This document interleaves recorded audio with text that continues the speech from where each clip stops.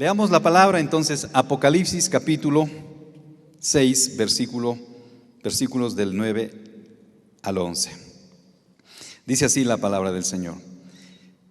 Cuando abrió el quinto sello, vi bajo el altar las almas de los que habían sido muertos por causa de la palabra de Dios y por el testimonio que tenían.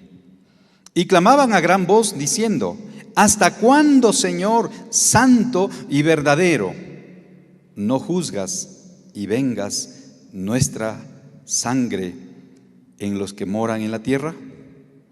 Y se le dieron vestiduras blancas y se les dijo que descansasen todavía un poco de tiempo hasta que se completara el número de sus consiervos y sus hermanos que también habían de ser muertos como ellos. Vamos a orar. Señor, te damos gracias en esta hora. Gracias por este segundo servicio de la mañana que podemos llevar a cabo. Estamos delante de ti, Señor, soberano, sublime, eterno, grande en misericordia, el príncipe de paz. Oramos este día poniéndonos a cuentas delante de ti.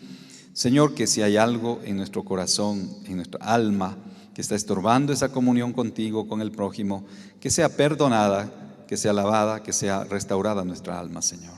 Y también pedimos que tomes el control de cada vida aquí, de cada familia, de cada hogar representado aquí, de nuestros niños, Señor, aún de las cosas que pueden estar incomodándonos o preocupándonos. Ponemos delante de ti toda preocupación sobre los hombros de Jesús.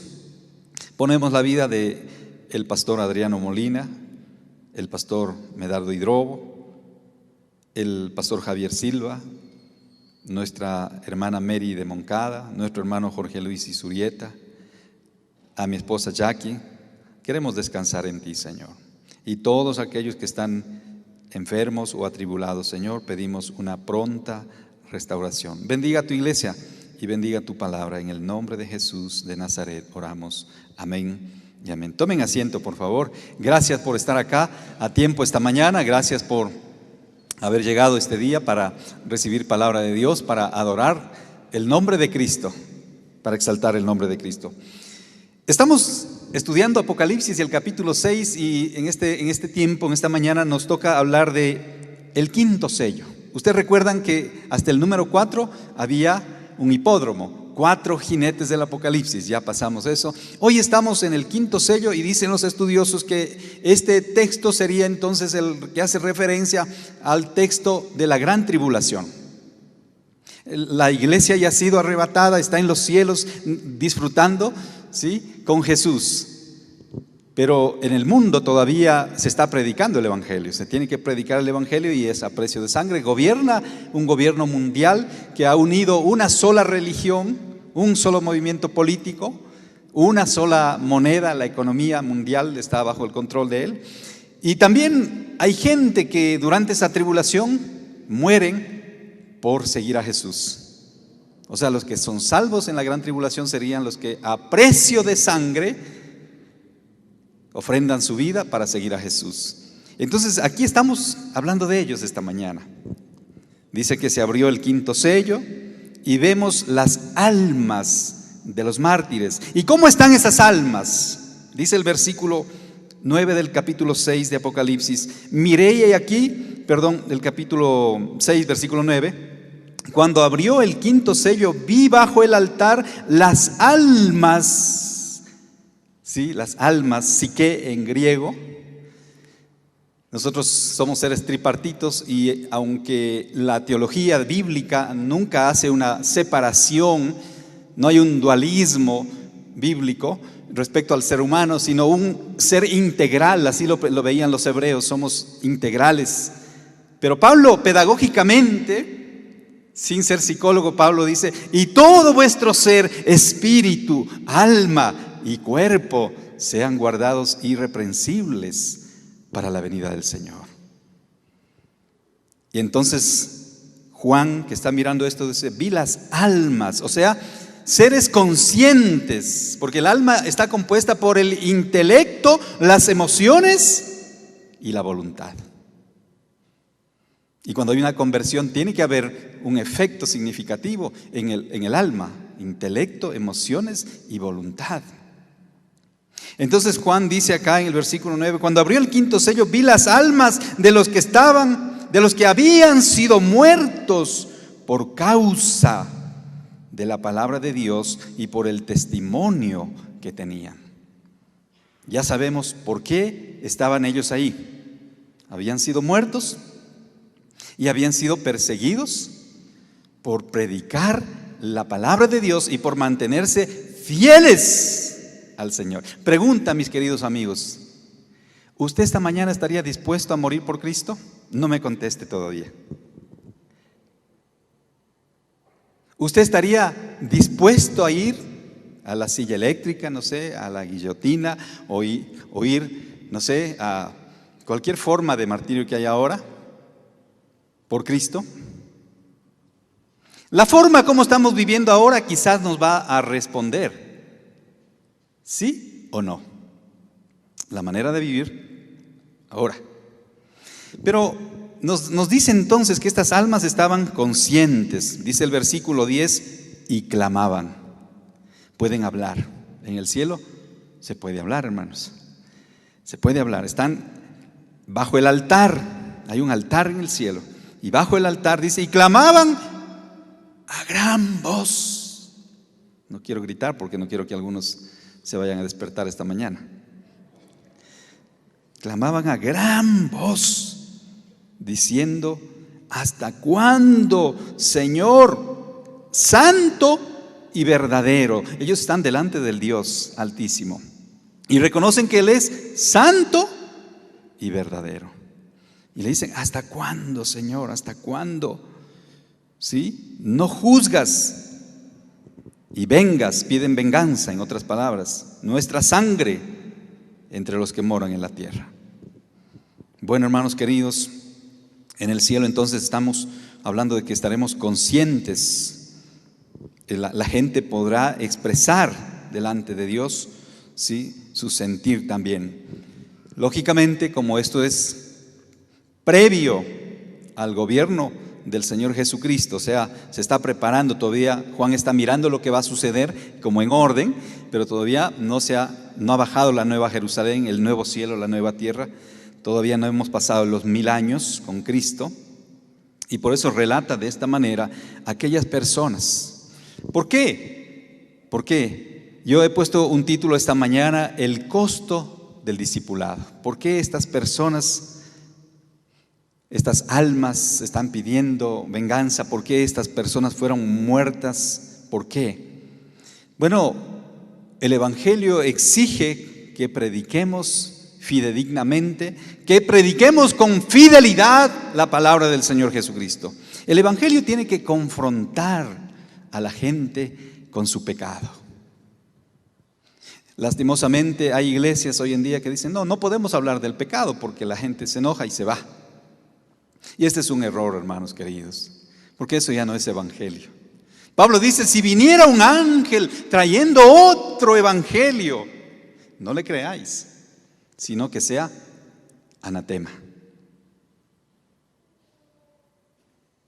Pero el evangelio siempre nos confronta amorosamente, tiernamente, misericordiosamente con el amor de Jesús. Un día Pedro y sus amigos no habían pescado nada toda la noche. Sí, habían pasado pescando, pero ya en la mañana estaban lavando sus redes. Y ese día llega Jesús y dice, ¿puedo subirme a tu barca? Y Jesús enseña, y dice, sí, maestro, le dice Pedro, no, maestro, sube. Y de pronto Jesús dice, bueno, después de la enseñanza, ¿por qué no van otra vez al mar y echan la red otra vez? Dice, maestro, como tratando de decir Pedro, Jesús, disculpa, estás hablando con el gerente propietario, mi querido Johnny, ¿no?, de la empresa de mariscos del mar de Galilea. Y aquí sacó una tarjetita, una piedrita, ¿no?, que decía, Peter, Pedro, y hermanos y asociados. Dice, toda la noche hemos pescado. ¿Cómo vas a decirnos pues, que vayamos otra vez siendo de día? Si de noche se pesca, que vayamos y echemos la red otra vez. Pero bueno, Si tú lo dices, si tú insistes, yo voy. Y Pedro fue, dice, para hacer el relato corto, echó la red y de pronto pedían ayuda a otra embarcación para que les ayudaran a cargar todos los peces que habían cogido, los pescados. Y dice que llenaron las dos barcas y se hundían, ¿no? Al ver ese milagro, Pedro se acerca a Jesús y le dice dos cosas. Número uno, ya no le dice maestro, le dice Señor. Número dos, le dice apártate de mí. No hemos escuchado a los creyentes, a los profetas decir esto de Dios: Señor, apártate de mí. Algunos se apartaron del Señor, como Jonás dijo: voy a huir de Dios, que Dios no sepa, pero yo me voy. Pero Pedro le dice: apártate de mí, Señor, porque soy, que dice, ¿se acuerda? ¿Un qué? Un pecador. El evangelio estaba frente a Pedro. El verbo de Dios estaba frente a Pedro. Y Pedro se olvida de los peces, se olvida del milagro. Dice: aquí hay algo más grande. Es la persona de Jesús de Nazaret. Y Pedro se mira a sí mismo. No solo que por fuera olía a pescado, sino que en su alma había putrefacción. Estaba necrosado, un proceso de descomposición. Usted ha visto personas que están en un proceso de descomposición social, pero también espiritual.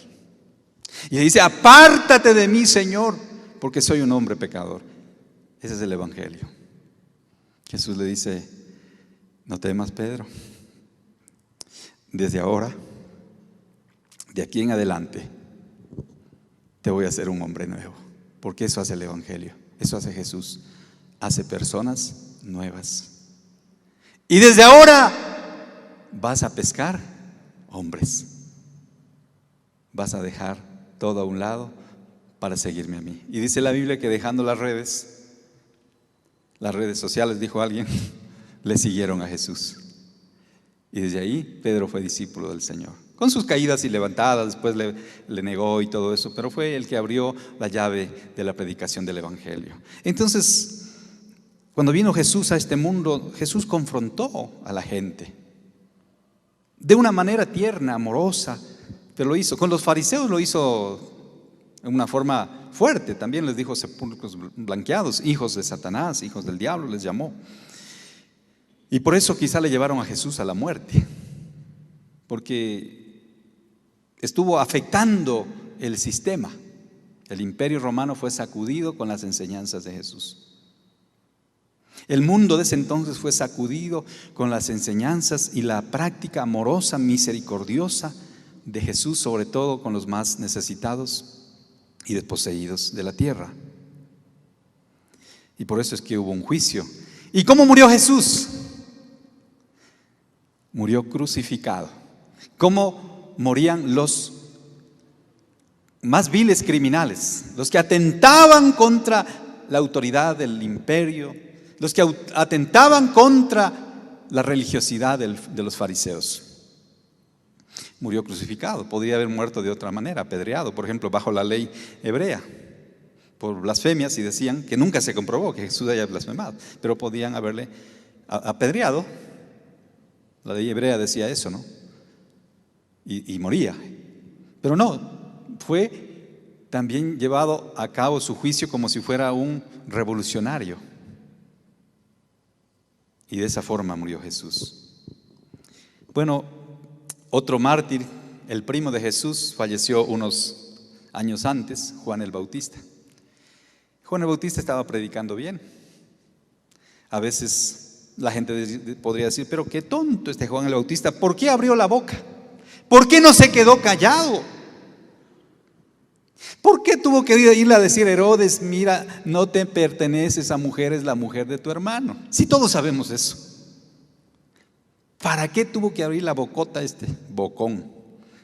Por eso le dieron duro, ¿no? No, mire, el evangelio confronta. Juan dijo: Herodes, no te conviene. ¿No es lícito lo que estás haciendo? Es decir, predicó contra el adulterio y afectó a las autoridades. Y claro, la amante, ahora la esposa ya, dijo: quiero la cabeza de Juan en un plato. Bueno, la iglesia primigenia, la iglesia del primer siglo, hablaba de al menos cuatro elementos que debía tener la iglesia en la predicación. El querigma, la predicación del evangelio. El evangelio, las buenas nuevas tienen que ser predicadas. Tienen que ser predicadas. Número 2, la didaché. El evangelio tiene que ser enseñado. Mañana vamos a dar un taller aquí de 8:30 de la mañana a 12 del día sobre cómo hacer discípulos. Estamos con nuestro hermano Fernández de Uruguay, que nos va a compartir de una forma magistral. Lo hace él. E insisto, venga, no tiene costo, tanto el taller del día de mañana como el día martes a las 7 de la noche. La número 3, la diaconía.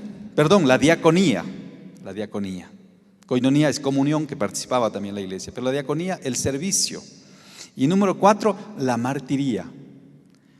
Los creyentes tenían que estar dispuestos a ir hasta la muerte por Jesús. Cuando Juan está escribiendo esto, muchos profetas, muchos apóstoles ya habían fallecido.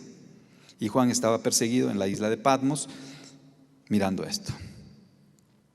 Mire lo que dice Mateo 16:24. Sin perder el texto de Apocalipsis, podemos ir a Mateo 16:24 y 25 y vamos a encontrar lo que el Señor Jesús dijo acerca del discipulado, el costo de seguirle a Jesús. Mateo 16:24 y 25. Hasta el 26 podríamos leer. Dice así: entonces Jesús dijo a sus discípulos: si alguno quiere venir en pos de mí, niéguese a sí mismo y tome su cruz y sígame. Mire, si usted no puede negarse a sí mismo hoy, dice que me voy a negar estos deleites. Si hay pecados que son deliciosos, ¿cómo me voy a negar esto? ¿Cómo me voy a negar una cervecita? Pues con la fritada. Si es buenazo eso, ¿no? ¿Cómo me voy a negar pues una serie de corrido de Netflix, ¿no es cierto? De paso, hoy día es sábado. Hoy día no voy a la iglesia, voy a ver Netflix todo el día. La serie completa. Bueno, Jesús dice: si alguno quiere venir en pos de mí, niéguese a sí mismo. Si usted aprende a negarse, a negarle a su carne algunas de esas tentaciones, entonces usted podrá morir por Jesús. Pero si usted no se niega a nada, hace lo mismo que hace el impío, ¿no? Los impíos adulteran, se emborrachan, se drogan, sexo ilícito. Usted hace lo mismo, no se está negando. Hay mucha gente que yo conozco allá afuera que no van a ninguna iglesia, aunque dicen ser de la iglesia tradicional, que no están de acuerdo con lo que pasa en el mundo. No, dice: yo trato de cuidar a mis hijos, de criarlos y que respeten a los padres, porque eso es bueno, dicen, ¿no es cierto? Y mi hogar, yo creo que el hogar es entre un hombre, el matrimonio es entre un hombre y una mujer. Yo creo que eso es bueno. Miren, ellos tienen valores que admiran de nosotros los evangélicos, los cristianos evangélicos. Pero ¿por qué no están acá? Porque a veces miran los testimonios de alguien que llegó a su empresa o que trabaja junto y dice: mire, yo soy cristiano, pero de pronto falla, cae, como todos, como Pedro cayó y falló. Y esa gente dice: no, yo creo que no es real lo de ustedes. Yo creo que no es verdadero lo de ustedes. Yo creo que lo de ustedes no es fidedigno. Entonces tienden a juzgar y quedarse ahí. No dan el paso de la fe. No dan el paso de la fe. Así que esta mañana el Señor Jesús dice: entonces Jesús dijo a sus discípulos: si alguno quiere venir en pos de mí, niéguese a sí mismo y tome su cruz y sígame.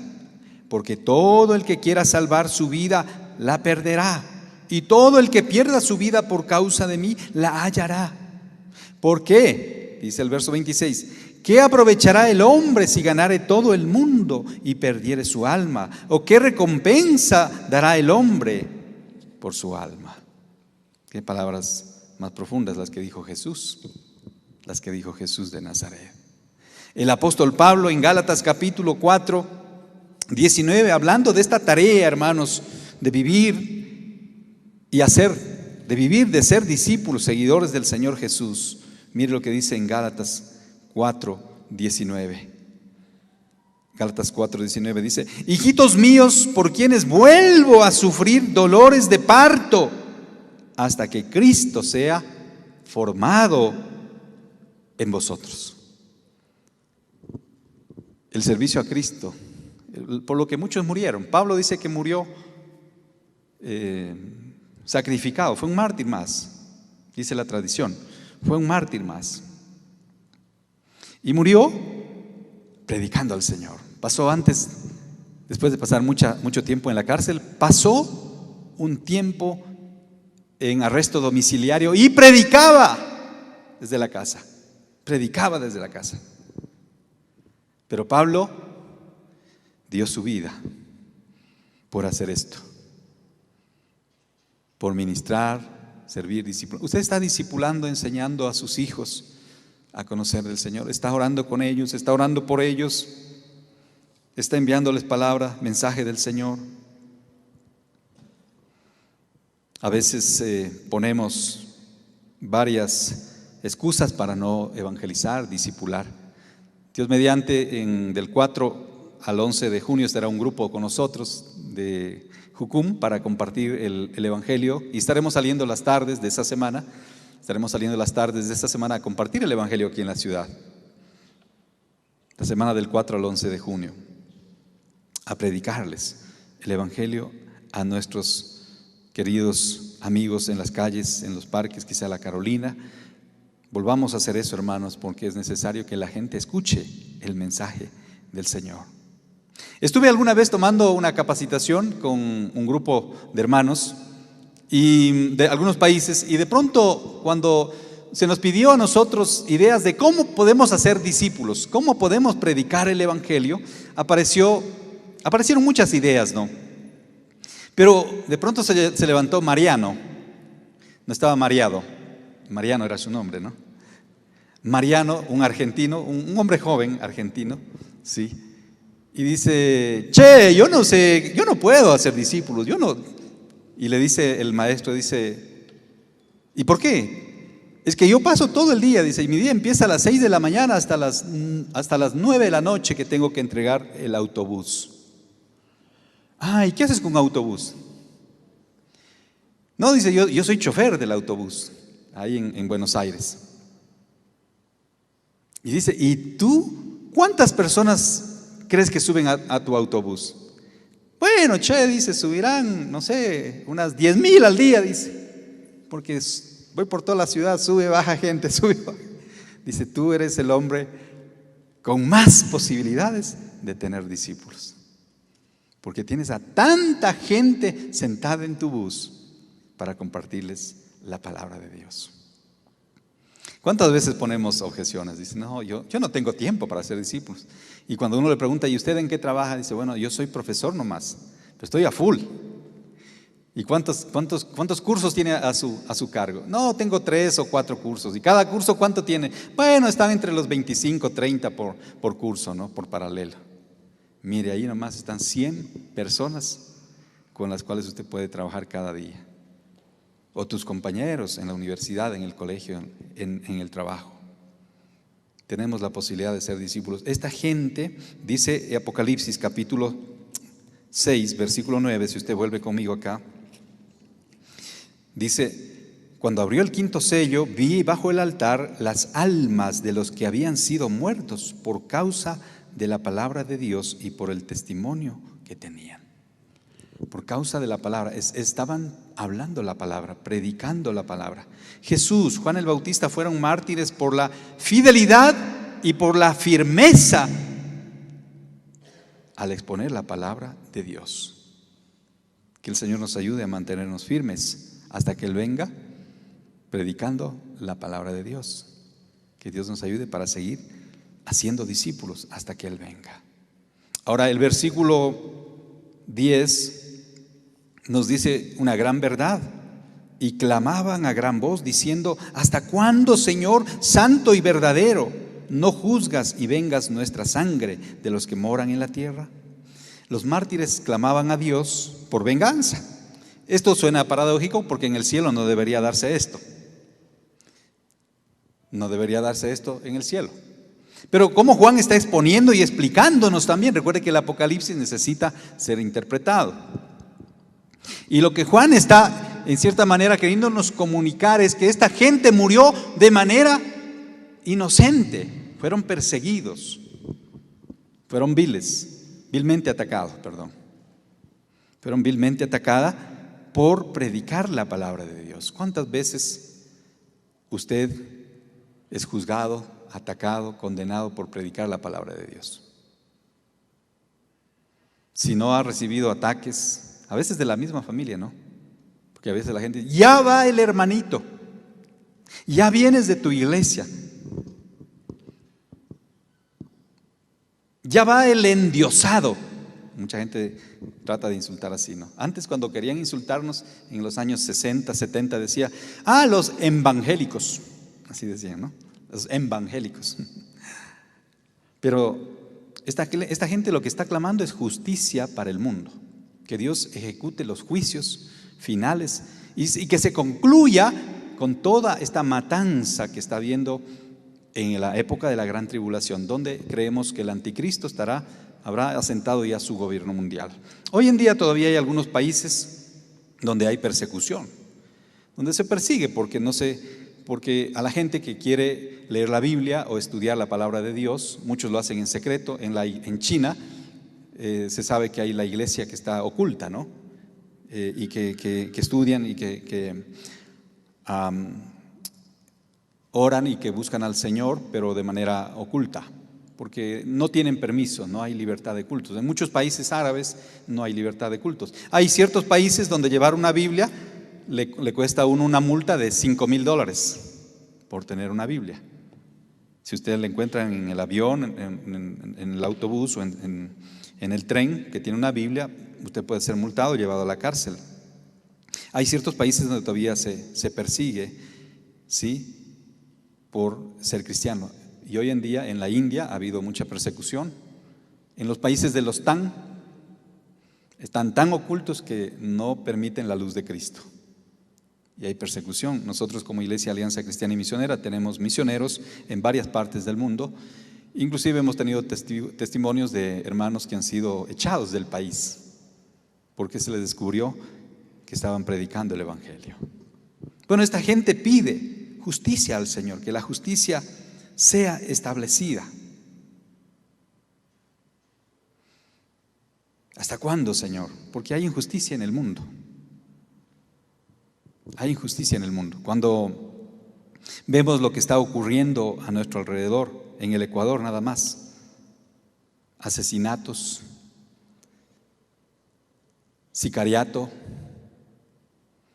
matanzas en las cárceles, femicidio, donde vemos que los jueces, quizá algunos por temor, pero se venden, otros por ambición, no hacen justicia.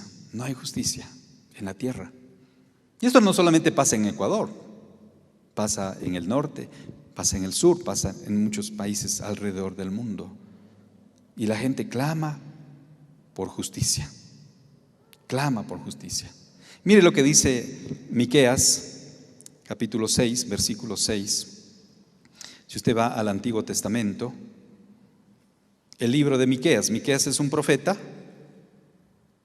Y el capítulo 6, versículo 9, versículo 8, vamos desde el 8, mi querido y estimado por asunto de tiempo, Miqueas 6, 8, y vamos a escuchar aquí a este profeta decir o transmitirnos lo que piensa Dios. Y mire lo que piensa Dios. Dice: oh hombre, Él te ha declarado lo que es bueno, lo que pide el Señor de ti. Solamente hacer justicia y amar misericordia y humillarte ante tu Dios La voz de Jehová clama a la ciudad. Es sabio temer tu nombre. Prestad atención al castigo o a la disciplina. ¿Y a quién lo establece?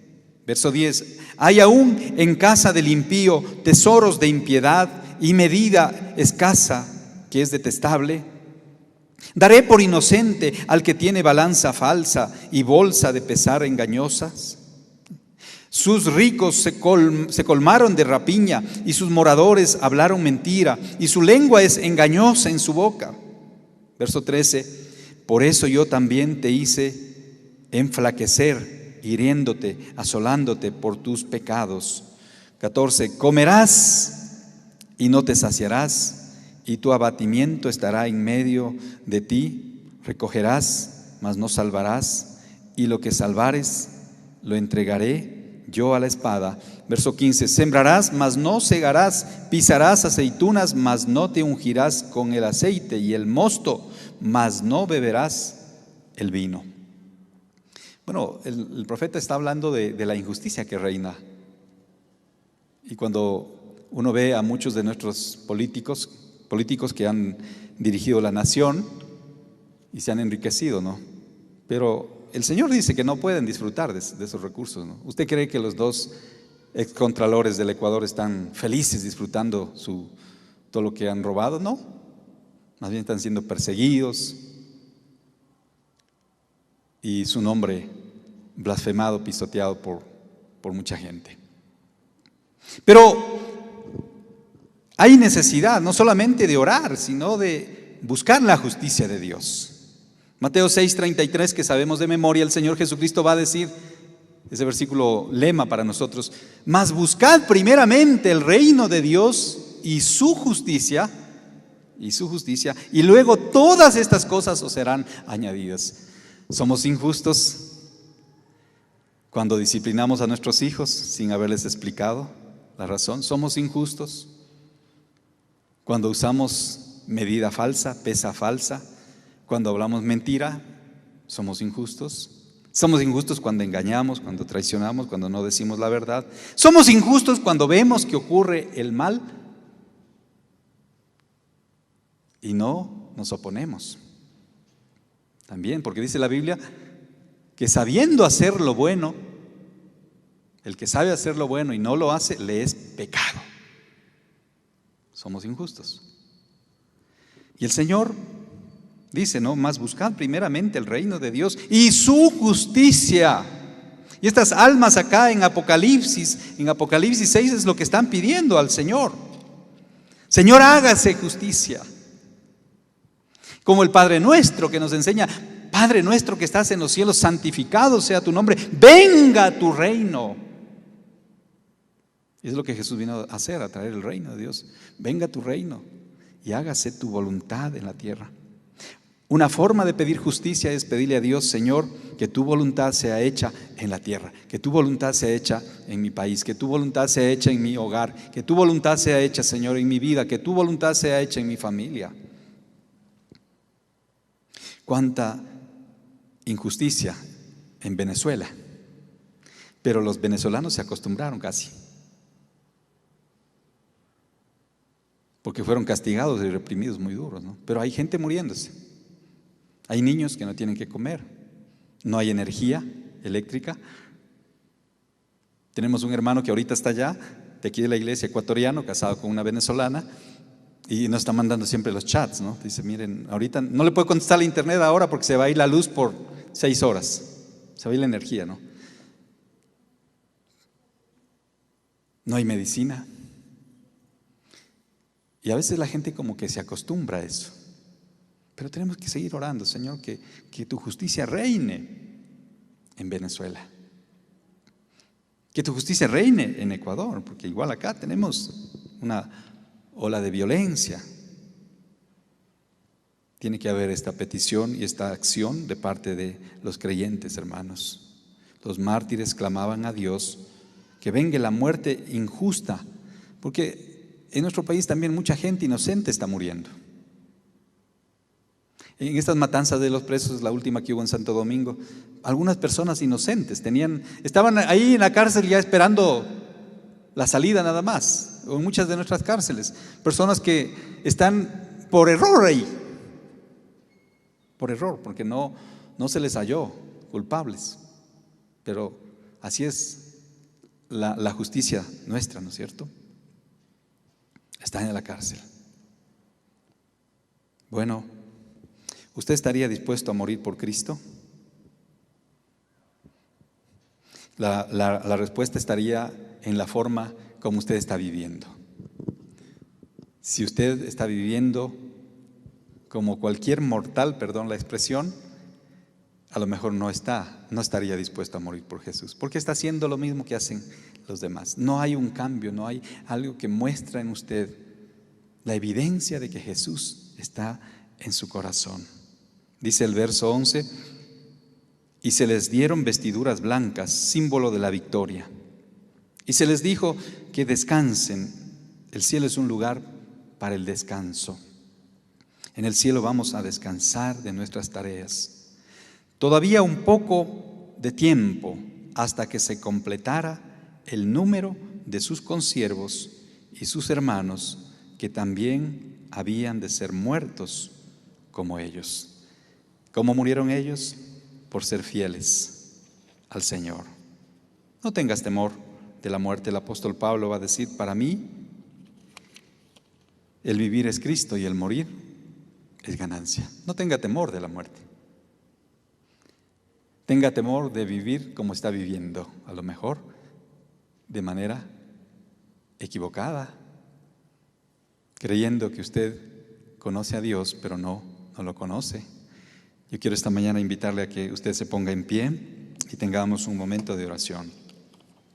Y que quizá este día algunas personas que están aquí puedan tomar una decisión de vivir para Jesús, de vivir por Cristo.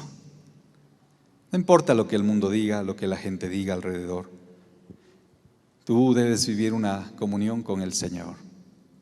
Cuando Pedro le dijo: apártate de mí, Señor, porque soy pecador, lo que él estaba reconociendo es que el pecado no puede habitar junto a Dios. Por eso necesitamos confesarlo. Por eso el Evangelio tiene que confrontarnos. Y el Evangelio pone en orden nuestra vida.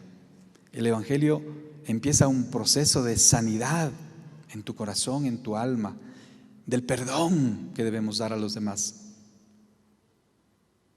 de la restauración que se requiere para vivir como el Señor quiere que vivamos. Y el Señor le dijo a Pedro: mira, Pedro, no temas, es cierto, yo soy Dios, yo soy Jesús, pero no tengas temor. Hoy vas a ser un hombre nuevo, una mujer nueva. Inclina tu rostro, vamos a orar esta mañana. Señor, gracias por tu palabra. La verdad que Apocalipsis nos apasiona, nos desafía y nos invita a vivir también de una manera digna, Señor, como es digno el Evangelio que nos has regalado. Y hoy pedimos, Padre, que la gracia, el favor, la misericordia nos rodeen, Señor. Porque si es cierto, en nuestras vidas hemos sido pesados y muchas veces hemos sido hallados faltos en la balanza tuya, Señor. Pero aquí estamos, Señor. Haz tú una profunda incisión con ese bisturí, Señor, de tus manos en los corazones nuestros.